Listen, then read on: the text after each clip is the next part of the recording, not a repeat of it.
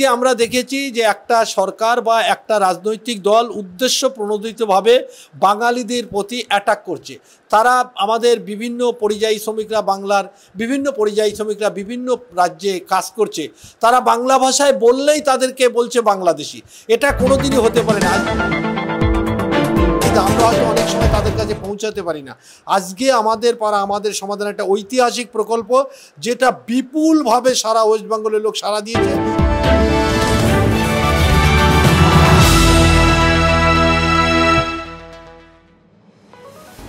গ্রাম বাংলার উন্নতির মেরুদণ্ড হলো গ্রাম পঞ্চায়েত।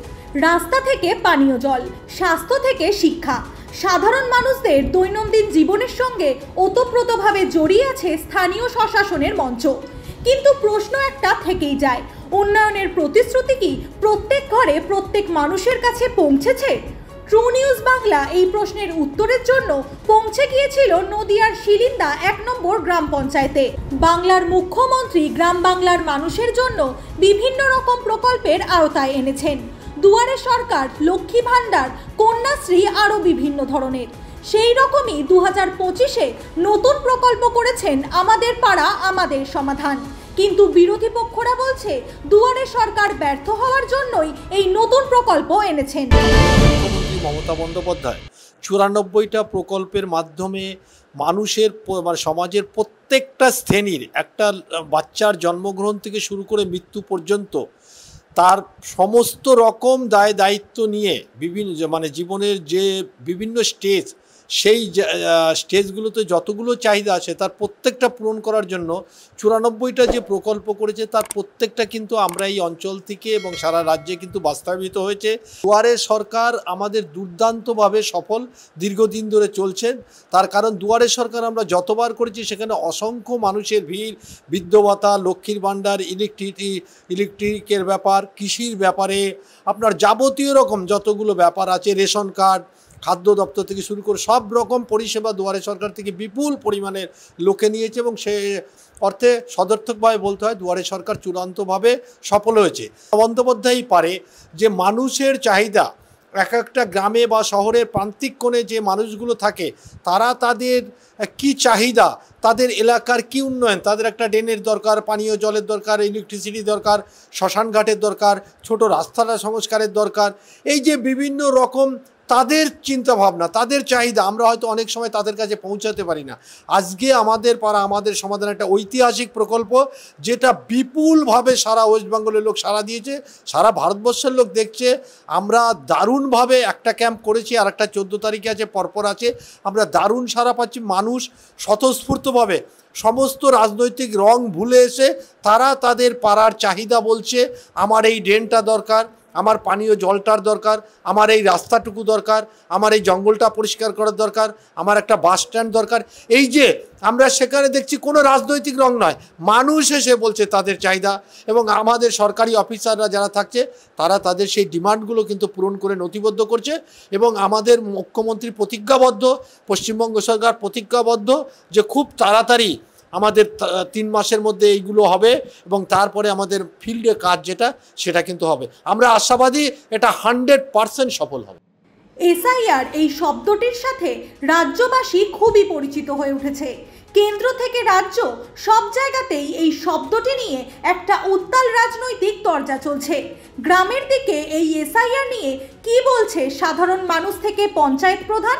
ট্রু নিউজ বাংলার ক্যামেরাতে পঞ্চায়েত প্রধান বললেন, কিন্তু আজকে কেন্দ্রীয় সরকার নির্বাচন কমিশনার যে কাজটা করতে চলেছেন, মানুষের মনে একটা অসম্ভব ভীতি ধারণা হয়েছে। তার কারণ আজকে আমরা দেখেছি যে একটা সরকার বা একটা রাজনৈতিক দল উদ্দেশ্য প্রণোদিতভাবে বাঙালিদের প্রতি অ্যাটাক করছে। তারা আমাদের বিভিন্ন পরিযায়ী শ্রমিকরা, বাংলার বিভিন্ন পরিযায়ী শ্রমিকরা বিভিন্ন রাজ্যে কাজ করছে, তারা বাংলা ভাষায় বললেই তাদেরকে বলছে বাংলাদেশি। এটা কোনোদিনই হতে পারে না। আজকে আমরা এটার বিরোধিতা করছি। আমরা কিন্তু কখনো এসআইআর বিরোধিতা করি। এসআইআর নিয়ম মাফিকভাবে বহুবার হয়েছে, আবারও হবে, ওয়েলকাম। কিন্তু এসআইআর নাম দিয়ে যে সমস্ত নথিপত্র মানুষের কাছে চাওয়া হচ্ছে হচ্ছে, আলটিমেটলি সেটা ব্যাকডোর দিয়ে এনআরসির মতো কাজ হচ্ছে, যেটা আসামে আপনারা দেখেছেন 17 লক্ষ লোক আজকে ডিটেনশন ক্যাম্পে পড়ে আছে, যারা কোনো হয়তো নথিপত্র সঠিকভাবে যারা চেয়েছিল দেখাতে পারেনি। এখানেও তাই বলছে, 11টা যে ডকুমেন্টস বলছে 2002 অবধি নাম থাকলে পরে তাদের কোনো হবে না, একটা ফর্ম ফিল আপ করতে হবে। আশ্চর্যভাবে আমি যে ফর্মটা দেখলাম, যে ফর্মটা ফিল আপ করার জন্য আমি ডাউনলোড করে দেখলাম, সেই ফর্মে এরা বলছে Aadhaar card, ration card, voter card এগুলো নাগরিক নয়। আমরা একমত যে এগুলো নাগরিক নয়, ভারতবর্ষের নাগরিকত্ব প্রমাণ করার জন্য অন্য কিছু আছে, যেটা সিটিজেনশিপ সার্টিফিকেট বা অন্য কিছু, আমরা একমত। কিন্তু আজকে নির্বাচন কমিশনার তার এখতিয়ার বহির্ভূতর মতো কাজ, যেগুলো তারা বলছে এই 11টা যে কোনো একটা ডকুমেন্টস দেখাতে হবে, না হলে তারা এখান থেকে ভোটে বাদে। একটা লোক ভোট থেকে যদি বিরত থাকে তাহলে সে তার নাগরিকত্বের কী সুবিধা পাবে? তারা আলটিমেটলি কিন্তু এটা এনআরসির পর্যায়ে বলছে। তারা বলছে ভোটার কার্ড, রেশন কার্ড, আধার কার্ড কোনো এখানে ভ্যালিড ডকুমেন্টস হবে না। ভালো কথা, বার্থ সার্টিফিকেট লাগবে, মাধ্যমিক সার্টিফিকেট লাগবে, আপনার জমির দলিল লাগবে, ডমিসাইল সার্টিফিকেট লাগবে, ব্যাংক পাসবই, এলআইসি, পোস্ট অফিসের ডকুমেন্টস লাগবে, ইচ অ্যান্ড এভরিথিংস ওকে।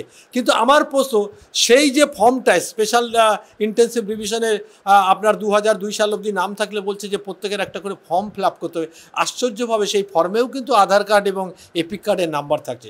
তাহলে আপনি বলুন যে একটা লোক 2002 সালে নাম আছে, হয়রাজ, তাকে আবার বলছে আপনি ফর্ম ফিল আপ করে আপনার এপিক এবং এধির কার্ডে। এই যে লজিক্যালি আমরা হয়তো এটা কনফিউজ, আমরা বুঝতে পারছি না। আমাদের উদ্দেশ্য কিন্তু কোনো অনুপ্রবেশকারী লোক বাংলাদেশ থেকে যেখান থেকে জায়গা থেকে আসুক তাদের রাখা হোক, এটা আমাদের সরকার কখন বলে।